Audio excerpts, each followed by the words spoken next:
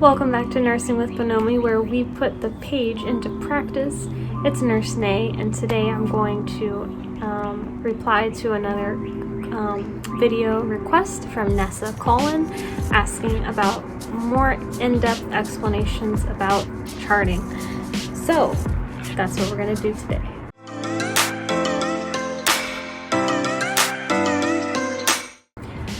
Alright, so there are so many different kinds of progress notes that we have to write as nurses. So today I'm going to focus on one where we'll break it down, and on another video we can talk about different ones. So we're going to talk about a fall progress note. Okay, so I'll read off what my templated version is. Okay, then we'll break it down. So patient had an unwitnessed fall with no known injury on this date at 15:30. This nurse was alerted to patient room by CNA. Patient noted to be on the floor parallel to bed with head towards head of bed. Patient denies pain. No injury noted. Patient assisted back into bed. Neuro checks initiated. Vital signs stable. Doctor so-and-so notified at 1600. Daughter so-and-so notified via phone at 1615. Will continue to monitor for change in condition. Okay, so now let's break that down. So the first thing you're starting with is what happened. So you found the patient on the floor and nobody saw it, so it was an unwitnessed fall. You always want to document the date and the exact time that it occurred, so you put that as your first sentence. Okay, then you're going to put, like, how did you find out about it? In this instance, the CNA said, hey, the patient's on the floor. Another option, that may happen is you walked in to give them their medication and they were on the floor.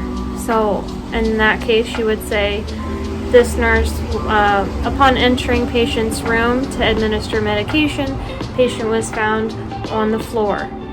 Okay, now this next part, it's really important to describe what position you found the patient in. So in this instance I put that he was on the floor parallel to the bed with head towards the head of the bed. You could also add that he was laying on his back. So things like this are important because it can help if they start having pain in certain spots after the fact. You can know that that might be because of the fall. For instance, you saw them on their side. The next day they start having hip pain. Well, that's probably related to the fall where they were found on their side, on that hip.